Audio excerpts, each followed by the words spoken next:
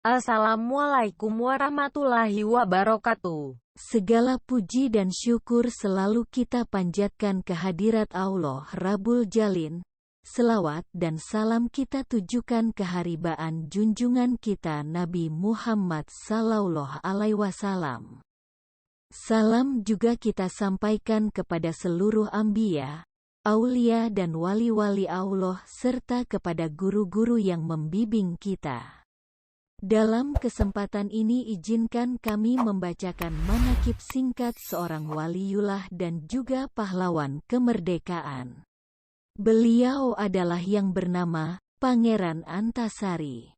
Pangeran Antasari lahir di Kayutangi, Kesultanan Banjar, 1797 atau 1809, meninggal di Bayan Begok, Hindia Belanda, tanggal 11 Oktober tahun 1862, pada umur 53 tahun, adalah seorang pahlawan nasional Indonesia. Pencetus Perang Banjar. Perang Banjar pecah saat Pangeran Antasari dengan 300 prajuritnya menyerang tambang batubara milik Belanda di Pengaron tanggal 25 April tahun 1859. Selanjutnya peperangan demi peperangan dikomandoi Pangeran Antasari di seluruh wilayah Kerajaan Banjar. Dengan dibantu para panglima dan pengikutnya yang setia, Pangeran Antasari menyerang pos-pos Belanda di Martapura, Hulu Sungai, Riam Kanan, Tanah Laut, Tabalong, sepanjang Sungai Barito sampai ke Puruk Kahu. Pertempuran yang berkecamuk makin sengit antara pasukan Pangeran Antasari dengan pasukan Belanda, berlangsung terus di berbagai medan. Pasukan Belanda yang ditopang oleh bala bantuan dari Batavia dan persenjataan modern, akhirnya berhasil mendesak terus pasukan Pangeran Antasari.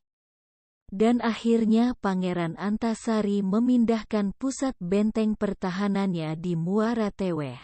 Berkali-kali Belanda membujuk Pangeran Antasari untuk menyerah, namun dia tetap pada pendiriannya. Ini tergambar pada suratnya yang ditujukan untuk Letnan Kolonel Gustave Verspijk di Banjarmasin tertanggal 20 Juli tahun 1861.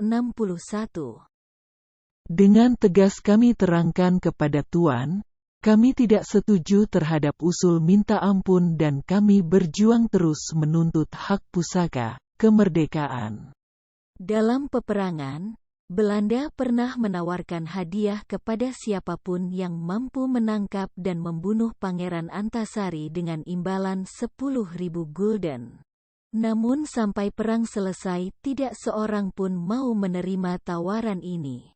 Orang-orang yang tidak mendapat pengampunan dari pemerintah kolonial Hindia Belanda, yaitu 1. Antasari dengan anak-anaknya, 2. Demang Lehman, 3. Amin Ullah, 4. Surapati dengan anak-anaknya, 5. Kiai Jaya Lalana. Beliau adalah Sultan Banjar. Pada tanggal 14 Maret tahun 1862, dia dinobatkan sebagai pimpinan pemerintahan tertinggi di Kesultanan Banjar, Sultan Banjar, dengan menyandang gelar Panembahan Amiruddin Khalifatul Mukminin di hadapan para kepala suku Dayak dan Adipati, gubernur, penguasa wilayah Dusun Atas, Kapuas, dan Kahayan yaitu Tumenggung Surapati, Tumenggung Yang Pati Jaya Raja. Pangeran Antasari merupakan cucu Pangeran Amir. Semasa muda nama Pangeran Antasari adalah Gusti Inu Kartapati. Ibunda Pangeran Antasari adalah Gusti Hadijah binti Sultan Sulaiman. Ayah Pangeran Antasari adalah Pangeran Masohud, Masud bin Pangeran Amir. Pangeran Amir adalah anak Sultan Muhammad Aliuddin Aminullah yang gagal naik tahta pada tahun 1785. Ia diusir oleh walinya sendiri, Pangeran Nata, yang dengan dukungan Belanda memaklumkan dirinya. Sebagai Sultan Tahmidullah kedua, Pangeran Antasari memiliki 3 putera dan 8 puteri. Pangeran Antasari mempunyai adik perempuan yang lebih dikenal dengan nama Ratu Sultan Abdul Rahman karena menikah dengan Sultan Muda Abdurrahman bin Sultan Adam tetapi meninggal lebih dulu setelah melahirkan calon pewaris Kesultanan Banjar yang diberi nama Rahmatillah, yang juga meninggal semasa masih bayi. Pangeran Antasari tidak hanya dianggap sebagai pemimpin suku Banjar, dia juga merupakan pemimpin suku Ngaju, Manyan, Siang, Sihong, Kutai, Pasir, Murung, Bakumpai dan beberapa suku lainnya yang berdiam di kawasan dan pedalaman atau sepanjang Sungai Barito, baik yang beragama Islam maupun Kaharingan. Setelah Sultan Hidayatullah ditipu Belanda dengan terlebih dahulu menyandera Ratu Siti, ibunda Pangeran Hidayatullah, dan kemudian diasingkan ke Cianjur, maka perjuangan rakyat Banjar dilanjutkan pula oleh Pangeran Antasari. Sebagai salah satu pemimpin rakyat yang penuh dedikasi maupun sebagai sepupu dari pewaris Kesultanan Banjar, untuk mengokohkan kedudukannya sebagai pemimpin perjuangan melawan penjajah di wilayah Banjar bagian utara, Muara Teweh dan sekitarnya, maka pada tanggal 14 Maret tahun 1862, bertepatan dengan 13 Ramadan 1278 Hijriah, dimulai dengan seruan, Hidup untuk Allah dan mati untuk Allah. seluruh rakyat, para panglima Dayak, pejuang-pejuang, para alim ulama dan bangsawan-bangsawan Banjar, dengan suara bulat mengangkat Pangeran Antasari menjadi Panembahan Amiruddin Khalifatul Mukminin, yaitu pemimpin pemerintahan, panglima perang dan pemuka agama tertinggi. Tidak ada alasan lagi bagi Pangeran Antasari untuk berhenti berjuang. Ia harus menerima kedudukan yang dipercayakan oleh Pangeran Hidayatullah kepadanya dan bertekad melaksanakan tugasnya dengan rasa tanggung jawab sepenuhnya kepada Allah dan rakyat. Setelah berjuang di tengah-tengah rakyat, Pangeran Antasari kemudian wafat di tengah-tengah pasukannya tanpa pernah menyerah, tertangkap, apalagi tertipu oleh bujuk rayu Belanda.